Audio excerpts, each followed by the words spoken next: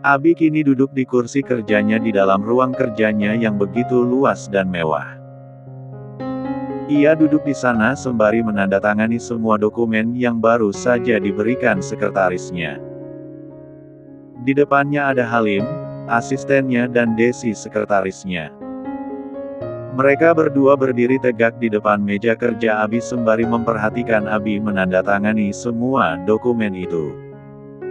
Lalu Halim teringat tentang pesan yang disampaikan Nyonya Besar, ibu kandung Abi. "Tuan," sahut Halim. "Memem." Abi tidak mengangkat wajahnya melihat Halim. Ia tetap sibuk membereskan pekerjaannya di sana. "Ada pesan dari Nyonya Besar untuk Anda." Abi mengangkat wajahnya melihat Halim saat mendengar ibunya disebut. "Pesan apa?" "Beliau meminta Anda datang menemui Nona Fania di restoran Prana," jawab Halim. Nyonya Dayana yang merupakan ibu kandung Abi, tidak bisa menghubungi Abi yang memang sengaja mematikan nomor pribadinya agar ibunya atau kakak kandungnya tidak menghubunginya selama ia berada di rumah Rea. Namun mereka sama sekali tak curiga pada Abi yang selalu menonaktifkan nomornya karena mereka paham bahwa Abi sangat sibuk dengan pekerjaannya di kantor. Terlebih mereka tahu bahwa jika Abi sedang sibuk, tidak suka diganggu siapapun. Mereka juga tahu bahwa saking sibuknya sampai Abi membeli apartemen di dekat kantor agar memudahkan Abi untuk ke kantor. Oleh sebab itu, Nyonya Dayana ataupun kakak kandung Abi, hanya bisa menghubungi Halim jika ingin menyampaikan pesan pada Abi. Abi penasaran dengan niat ibunya memintanya bertemu dengan Fania hingga ia mengambil ponselnya di laci meja yang ada di sampingnya lalu mengaktifkan kembali nomor pribadinya. Banyak pesan masuk dari Nyonya Dayana meminta Abi menemui beberapa perempuan pilihannya. Abi pun paham jika ibunya ternyata berniat menjodohkannya lagi. Nyonya Dayana memang sering mengatur perjodohan untuk Abi karena ingin sekali melihat Abi segera menikah. Ternyata masalah pernikahan lagi. "Aku pikir, ibu memintaku bertemu dengan perempuan itu karena dia seorang dokter." Nyonya Besar yang tidak sehat lagi seperti dulu, memang seringkali gonta-ganti dokter. Bukan karena ia tidak percaya pada dokter pribadinya. Namun karena ia suka jika punya menantu dokter. Oleh sebab itu, beliau sering mencari dokter muda dengan alasan bahwa dokter itu bisa membuatnya sembuh. Namun pada akhirnya, beliau hanya ingin menjodohkan Abi dengan dokter pilihannya. Abi yang selalu mengutamakan ibunya, tak pernah curiga jika sang ibu memintanya menemui para dokter pilihannya karena punya niat menjodohkan mereka. "Anda juga sudah 3 kali bertemu dengan seorang dokter cantik tapi pada akhirnya mereka wanita yang ingin dikenalkan Nyonya Besar untuk Anda," imbuh Halim. Abi tiba-tiba pusing mendengar ucapan Halim tentang perjodohan. Ia pun menyandarkan punggungnya di sandaran kursi. Ia menutup matanya sembari menghela nafas berat di sana. "Apa sebaiknya Tuan beritahu Nyonya Besar tentang pernikahan Anda dengan Nona Rea? Nyonya Besar pasti senang kalau tahu Anda sudah menikah." Desi yang mendengar bahwa atasannya sudah menikah, tentu terkejut karena tidak ada berita apapun tentang pernikahan Abi. Namun Desi hanya bisa diam sembari mendengarkan ucapan Halim. Abi membuka matanya kembali menatap Halim. "Pernikahanku dengan Rea cuma sementara Halim. Sedangkan ibu ingin punya menantu yang sesungguhnya. Bukan menantu sebulan atau setahun. Bagaimana bisa aku mengenalkan Rea pada ibu? Ibu tentu kecewa dan sedih kalau kami bercerai.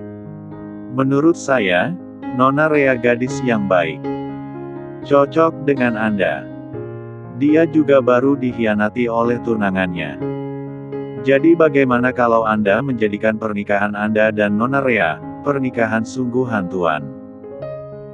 "Pernikahanku dengan Rea adalah pernikahan sungguhan Halim tapi sudah dipastikan kalau aku dan Rea tidak bisa menjadi pasangan suami istri selamanya." Dia harus mendapatkan pria yang bisa memberikannya cinta. Bukan pria yang hatinya sudah rusak sepertiku. Halim pun tidak mengatakan apapun setelah mendengarkan ucapan Abi tentang pernikahannya dengan Rea. Abi juga tidak bicara lagi. Ia kembali melanjutkan pekerjaannya. 1 jam kemudian, Abi baru menyelesaikan semua dokumen itu. Desi dan Halim keluar setelah mengambil semua dokumen yang ditandatangani Abi. Sayang. Panggil Desi pada Halim, suaminya ketika mereka ada di luar ruangan Abi. Apa? Tanya Halim. Kamu kok tidak bilang kalau Tuan Abiram sudah menikah? Tuan Abi baru menikah kemarin. Dan aku tidak punya kesempatan bicara sama kamu sayang. Kita sama-sama sibuk. Sampai di rumah juga sibuk. Tidak punya kesempatan bicara. Kamunya capek. Aku juga capek, jelas Halim yang membuat Desi mengerti suaminya. Desi hanya bisa menghela nafas panjangnya saja lalu kembali duduk di kursinya. Sedangkan Halim meninggalkan Desi dan kembali melanjutkan pekerjaannya. Pukul 19 malam. 1 jam lalu, Abi meninggalkan perusahaannya lalu kembali ke apartemennya untuk mengganti pakaiannya dengan pakaian biasa. Kini, Abi sampai di rumah mertuanya. Abi turun dari mobil lalu masuk ke dalam. Ia tidak melihat siapapun di dalam sana hingga ia langsung masuk ke kamar Rea. Di saat itu, Rea keluar dari ruang ganti dengan pakaian santainya.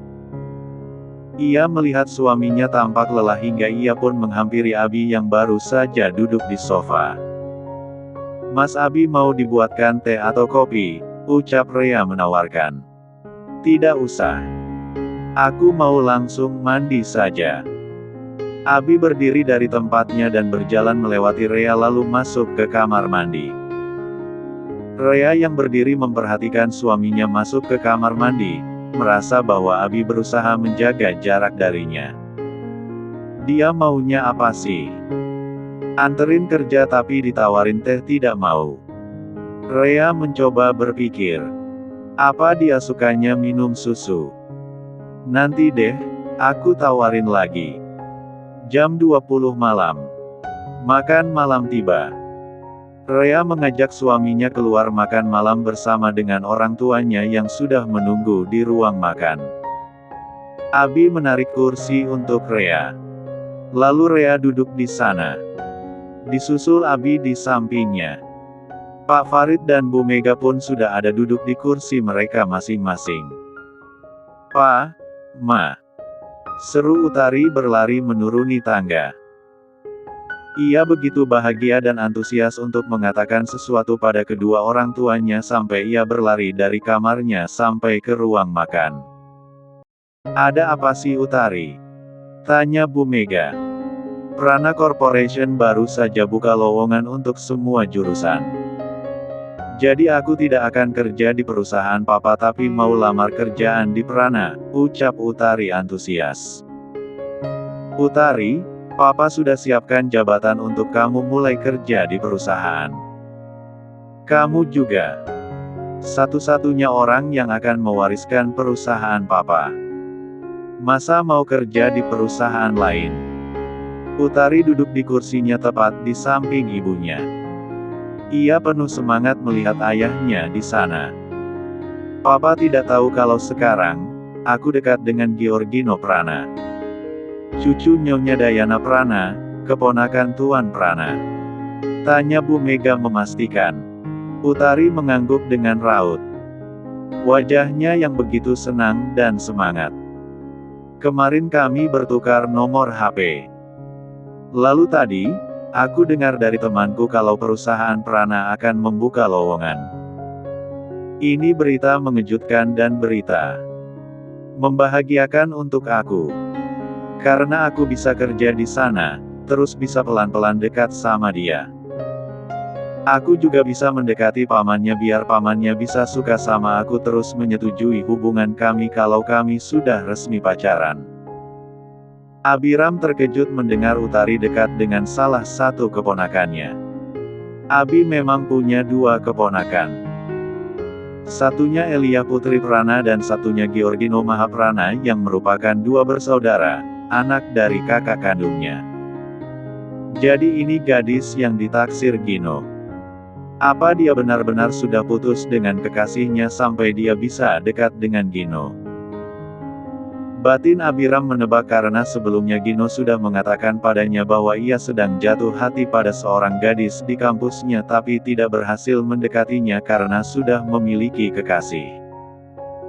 Sementara Bu Mega dan Pak Farid ikut senang mendengar bahwa putri kesayangan mereka dekat dengan cucu konglomerat di kota ini. Bu Mega pun melirik Rea yang hanya duduk mendengarkan di depannya. "Kamu dengar itu, Rea? Adikmu sangat pintar mencari pasangan hidup.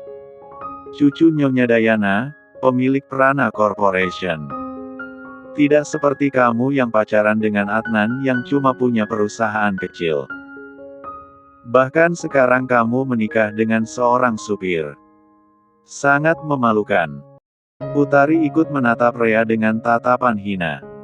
Ia juga melihat Abi. Tatapannya merendahkan Abi dan Rea yang tidak punya sesuatu yang bisa dibanggakan. "Bagaimana rasanya tidur dengan seorang supir, Kak?" tanya Utari yang sengaja menghina Rea. Rea hanya diam karena tidak ingin berdebat dengan adiknya di meja makan. Ia tetap makan di sana tanpa peduli dengan Utari. "Kalau aku sih ogah tidur dengan supir. Tidak selevel. Badanku pasti akan gatal-gatal. Kalau kakak yang cuma anak pungut, pasti baik-baik saja. Tidak heran sih ya, karena aturannya memang begitu. Anak pungut ya cocoknya nikah sama pria miskin," ucap Utari yang memang selalu senang dan semangat menghina Rea. Pak Farid dan Bu Mega selalu menghina dan meremehkan Rea hingga Utari ikut meremehkan Rea karena merasa bahwa derajatnya tidak sebanding dengan dirinya. Abi yang mendengar hinaan Utari, sangat kesal tapi bukan karena kesal Utari menghinanya melainkan karena ia marah Utari menargetkan Rea. Ia mengepal kedua tangannya, menatap dingin Utari. Jadi begini Pak Farid dan Bu Mega mendidik anak kandungnya. Tidak punya tata krama sama sekali. Aku tidak setuju kalau sampai gadis kasar ini menjadi pasangan hidupnya Gino, batin Abi berusaha menahan amarahnya. Harusnya Pak Abi dan kakak makan di belakang saja sama pembantu. Soalnya tidak pantas makan sama kita di sini. Merusak pemandangan. Utari tidak akan berhenti sebelum ia merasa puas. Terlebih ia memang selalu dimanjakan oleh kedua orang tuanya sampai Utari seenaknya menghina orang. Terutama Rea, kakaknya sendiri. Bahkan Bu Mega tersenyum mendengar putrinya bicara kasar pada Rea. Sedangkan Pak Farid, hanya diam saja. Pak Farid pun tak berniat menegur putrinya. "Utari, walau aku cuma anak angkat di sini tapi aku juga bagian keluarga ini. Namaku masuk dalam kartu keluarga, dan aku anak pertama keluarga ini. Kakak kamu. Harusnya kamu jaga cara bicaramu. Begitu juga sama Abi. Abi sekarang sudah menjadi suami kakak. Jadi harusnya kamu hormati dia." Untuk pertama kalinya, Rea bicara tegas di depan Utari. Itu karena ia sudah tidak tahan dengan perkataan Utari yang terus-menerus menghina Abi hingga ia menegur Utari. Ditambah ia akan segera meninggalkan rumah ini dan hidup dengan keinginannya sendiri. "Oke, kalau Kak Rea tidak masalah tapi kalau kamu minta aku menghormati suami kamu. Sorry ya, aku tidak mau. Tidak pantas kalau aku merendahkan diriku dengan menghormati seorang supir. Kecuali kalau dia pemilik perusahaan besar. Misalnya Pak Abi pemilik Prana, aku pasti bersujud di bawah kakinya tapi itu tidak mungkin." "Hahaha mustahil sekali." Utari sampai tertawa melirik Abi dengan tatapan hina. Bahkan ia menunjukkan ekspresinya yang ilfil pada Abiram.